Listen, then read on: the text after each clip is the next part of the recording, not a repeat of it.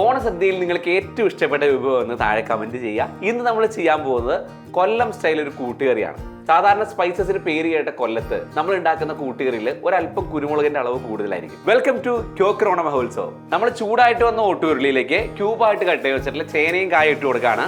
അല്പം വെള്ളം ഒഴിച്ചു കൊടുത്തു. അതിലേക്ക് ടേസ്റ്റിനുള്ള ഉപ്പ്, മഞ്ഞൾപ്പൊടി, കാശ്മീരി മുളക് പൊടി, കറിവേപ്പില, അല്പം വെളിച്ചെണ്ണ കൂടി നമ്മൾ തളിച്ചു കൊടുക്കുന്നുണ്ട്. 15 മിനിറ്റോളം പച്ചക്കറി വേവിക്കാനായിട്ട് മാറ്റി വെച്ചു. ഇനി നമ്മൾ മിക്സിയുടെ ജാറിലേക്ക് പച്ചമുളക്, ചെറിയ തേങ്ങ, ജീരകം എല്ലാം ഇട്ട് കൊടുത്ത് അല്പം വെള്ളം കൂടി ഒഴിച്ചു കൊടുത്ത് ഫൈൻ പേസ്റ്റ് ചെയ്തെടുക്കുകയാണ്. നമ്മുടെ പച്ചക്കറി എല്ലാം കുക്കായിട്ട് വന്നു. ഈ സമയത്ത് നമ്മൾ ഇതിലേക്ക് ആദ്യം കടലയാണ് ഇട്ട് കൊടുക്കുന്നത്. നേരത്തെ അരച്ചു വെച്ചിട്ടുള്ള തേങ്ങ അരപ്പൂടി ഇട്ട് കൊടുത്തു. എല്ലാം നന്നായിട്ട് മിക്സ് ചെയ്യുക.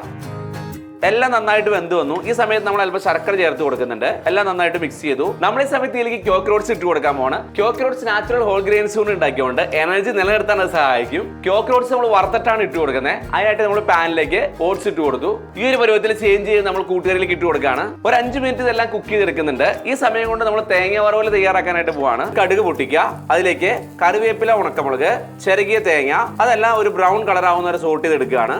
തേങ്ങയെല്ലാം ഈ ഒരു കളറിൽ വറുത്തെടുക്കുക.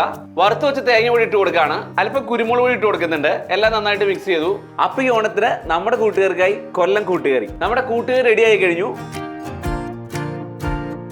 അടുത്ത വിഭവമായി അടുത്ത ജില്ലയിൽ ക്യോക്കറിനൊപ്പം.